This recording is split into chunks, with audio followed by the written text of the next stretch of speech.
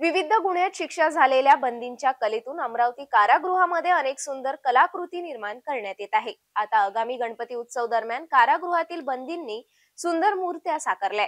गणपती बाप्पांच्या मूर्तीवर रंगरंगोटीचा अखेरचा हात देण्यास बंदींनी सुरुवात केली आहे। याच कार्यशाळेवर कारागृह निरीक्षक कीर्ती चिंतामणी यांनी आमच्या सिटी न्यूज कडे प्रतिक्रिया स्पष्ट केली। अमरावती कारागृहात राज्यातील अनेक गुन्ह्यात शिक्षाधीन झालेले बंदी शिक्षा भोगत आहेत। याच बंदीत अनेक कलागुणांचा वाव असल्याने त्यांची कला प्रदर्शित करण्याकरिता कारागृह प्रशासन सुद्धा त्यांना पाठबळ देत आहे। अशातच अमरावती कारागृहात सुतार, शिंपी, स्वयंपाकी, पेंटर अशी कला असणाऱ्या बंदींकरिता विशेष उपक्रम राबविण्यात येत आहे। आता काही दिवसात गणपती बाप्पांचा उत्सव येऊ घातला आहे। याच उत्सवात अमरावती कारागृहातील बंदींनी बाप्पांच्या अनेक मुद्रेतील सुंदर मूर्त्या साकारल्यात। याच गणपती बाप्पांच्या मूर्तीवर अखेरचा हात आता बंदी देत आहेत।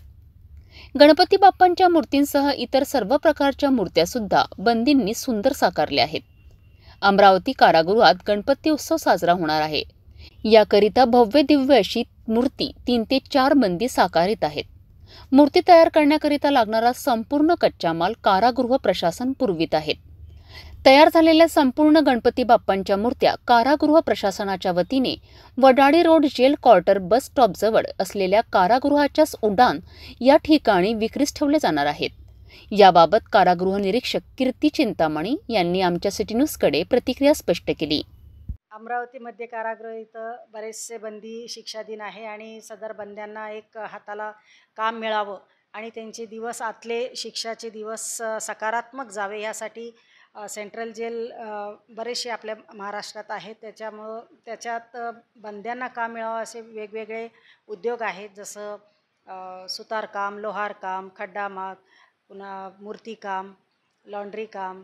तर असे वेगवेगळे उद्योगानुसार आम्ही त्यांना काम देतो आणि ते काम करून बंदी एक त्यांचा वेळसुद्धा चांगला सकारात्मक जातो आणि त्यांना त्याचं वेजेससुद्धा मिळतं। आणि सुटल्यानंतर हे आमचं कारागृहाचं ब्रीदवाक्य आहे, सुधारणा आणि पुनर्वसन। म्हणजे बंद्यात सुधारणासुद्धा होती आणि त्यांचं नंतर सुटल्यानंतर त्यांचं पुनर्वसन होण्यासाठी हा जो त्यांच्या हाताला जे रोजगार मिळतो किंवा जे काम मिळतं त्याला ते उपयोगी पडतं आणि सकारात्मक दृष्टिकोन त्यांचा जो आहे आतमधला तो चांगला म्हणजे सकारात्मक दिवस जाण्यासाठी त्याला तो उपयोगी पडतो।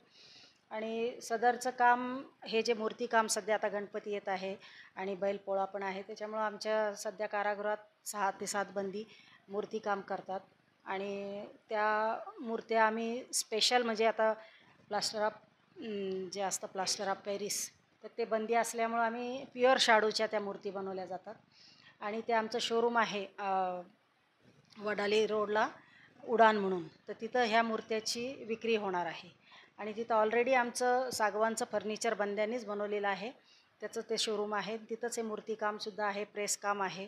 तर हे मी बंद्यांना जे आपण ते काम देतो आहे त्यांना म्हणजे प्रोत्साहन मिळण्यासाठी मी अमरावतीच्या नागरिकांनासुद्धा आवाहन करते की सदरचे बंद्यांनी बनवलेले त्यांच्या कलागुणांना वाव मिळावा तरी आपण सर्वांनी हे मूर्ती खरेदी करावं असं मी त्यांना आवाहन करते। थँक्यू। जय हिंद, जय महाराष्ट्र।